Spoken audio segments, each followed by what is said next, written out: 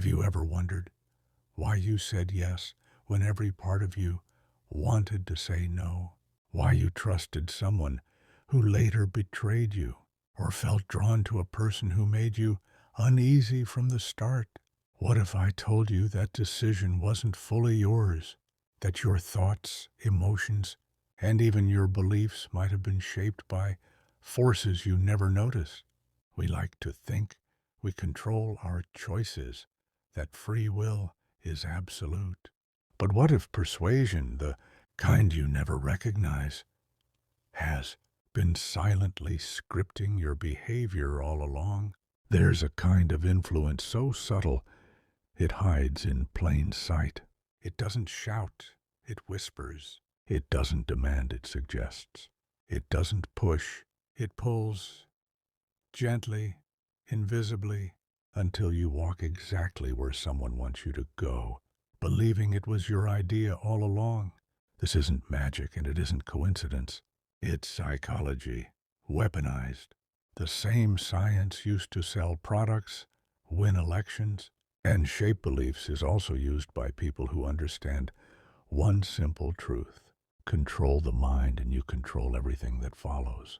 Tonight, we're going to unlock the secret patterns of dark persuasion, the hidden language manipulators use to control without you knowing. By the end, you'll see the invisible hands that guide your decisions, twist your emotions, and bend your reality. Once you see the code, you'll never unsee it. There are people who don't convince you with logic, but with emotion. Their goal isn't to make you think, it's to make you feel. Because emotion hijacks reason. It's the oldest psychological trick in existence. Bypass the rational mind, and the subconscious follows. Imagine a coworker who needs your help on a project. Instead of asking directly, they sigh and say, "I've been so overwhelmed lately. I just don't know how I'll finish in time." Instantly, your empathy kicks in. You offer help, not because you were asked, but because you were nudged. They didn't appeal to your reason. They appealed to your guilt. That's emotional manipulation, disguised as vulnerability. Another technique of dark persuasion is the illusion of choice. Skilled influencers know that control doesn't mean restricting options. It means curating them. When someone says, "Would you rather meet tomorrow morning or in the afternoon?" you assume you're making a choice. But both paths lead to their goal. You're meeting them. The illusion of control disarms resistance because the human ego craves autonomy. We say yes more easily when we believe it was our idea. Politicians, salespeople, and master manipulators all understand this. Give people the feeling of freedom while quietly guiding their direction. Then comes repetition, the invisible echo that rewires belief. The human brain mistakes familiarity for truth. The more we hear something, the more real it feels. That's why advertising slogans, propaganda, and even personal manipulation rely on repetition. It's not about proving, it's about programming. Imagine someone constantly telling you, "You're lucky to have me," or "No one else understands you like I do." At first, you might laugh it off, but after enough repetition, it becomes part of your mental landscape.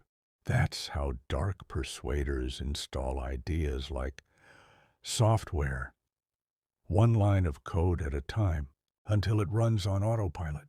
A more sophisticated tactic is called reframing. This is where a manipulator subtly changes how you perceive a situation. Say you confront someone for being dishonest, and they respond, "I wasn't lying. I was protecting you." The act doesn't change, but your interpretation does. Reframing distorts moral clarity, turning wrong into right, cruelty into care. It works because perception is everything. Change the frame, and the picture inside no longer looks the same. Psychopaths, con artists, and narcissists all use reframing as their paintbrush, turning manipulation into something you thank them for. But perhaps the darkest persuasion happens through mirroring, imitating your tone, posture, and beliefs to create a false sense of connection. You've probably felt it before, that instant bond with someone who just gets you. In reality, they're observing and replicating you like a human mirror. The subconscious mind trusts similarity. It feels safe, familiar, predictable. That's why mirroring is the first step in emotional capture. Once you trust them, once they blend into your rhythm, they can start guiding it. You begin to follow their lead without realizing the shift has occurred. The mirror becomes the puppeteer. Another layer of dark persuasion involves time pressure.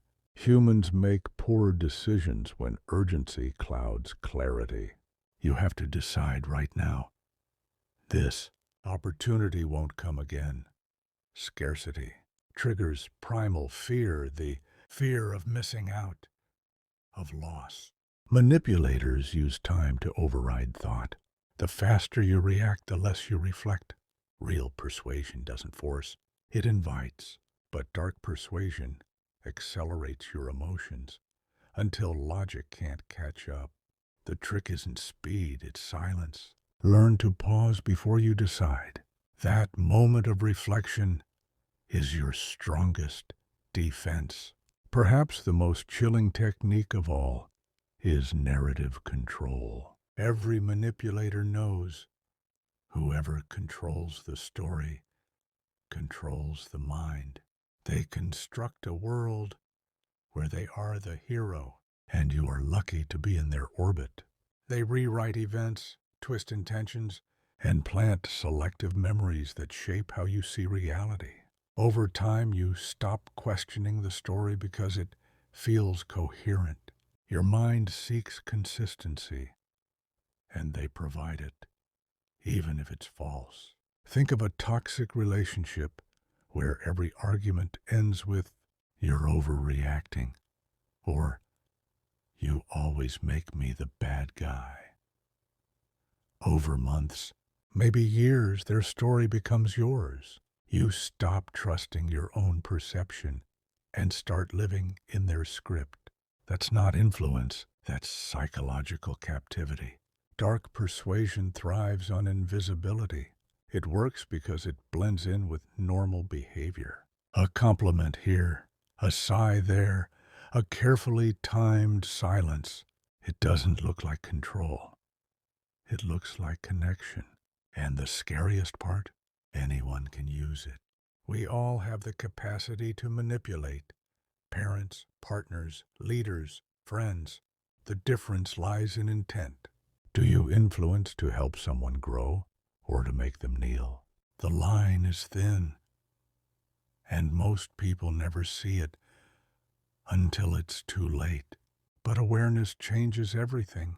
When you recognize persuasion patterns, you stop reacting and start analyzing. You begin to see behind the words, to read tone, timing, and intent. When someone rushes your decision, you pause. When someone reframes your reality, you question. When someone mirrors your emotions too perfectly, you take a step back. The moment you start noticing, their control begins to crumble. You don't need to fear persuasion. It's part of human nature. But you do need to understand it, because persuasion can be light or dark, healing or harmful, empowering or enslaving. The difference is whether it respects your awareness or exploits it. The goal isn't to shut out influence. It's to master your filters, to ask yourself, why do I feel this urge? Whose voice is echoing in my mind right now, and is it mine? You are constantly surrounded by invisible currents of influence. Every ad, every word, every look has the potential to sway you. But knowledge is the anchor that keeps you steady.